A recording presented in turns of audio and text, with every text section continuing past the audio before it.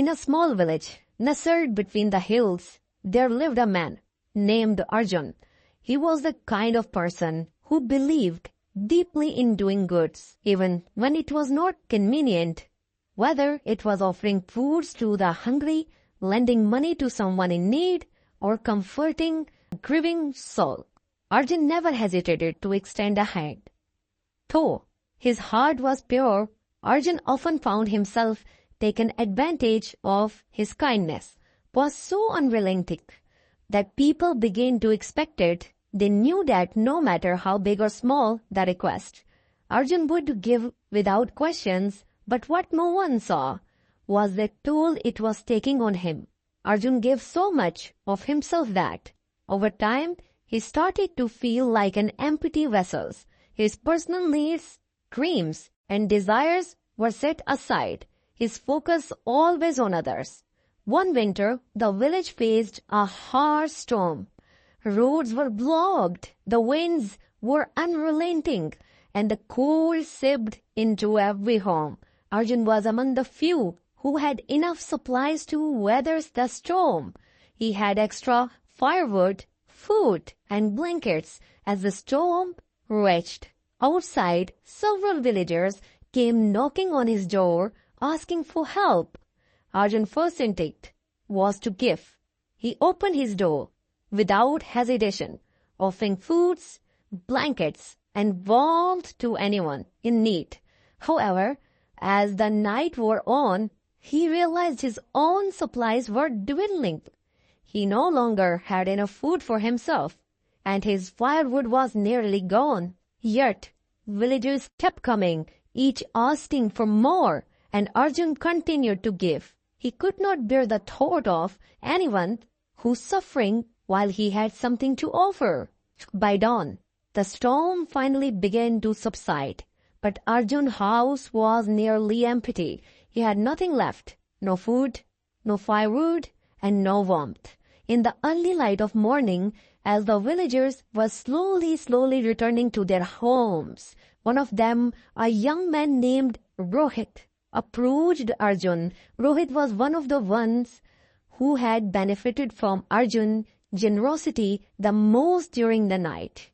"Arjun, thank you for everything," Rohit said, his voice full of gratitude.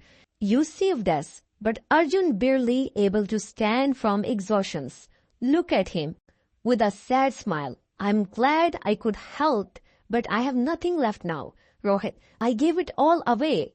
Rohit's face faltered for a moment. "Oh, I am sorry, Arjun, but I think you should have kept some for yourself. I could not bear to let anyone suffer." Arjun replied quietly, his eyes tired but kind. "That's all I have ever wanted." Rohit hesitated, then spoke again, more softly. "But Arjun, why did not you ask for help? You have helped everyone. But who was there to help you?" Arjun could not answer right away. He realized something that had been staring him in the face for so long.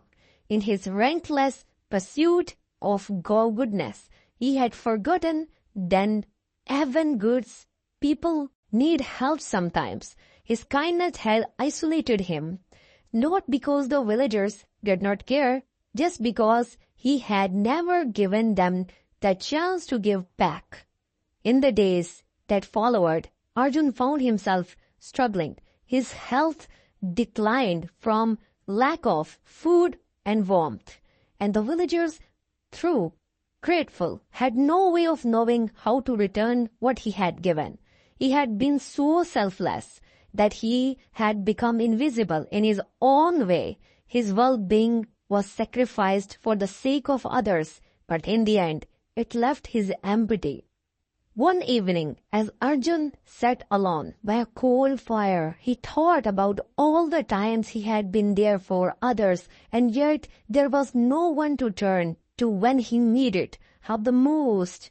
The villagers in their gratitude had been too shy to offer him support, perhaps out of pride or simply not realizing that he too needed help.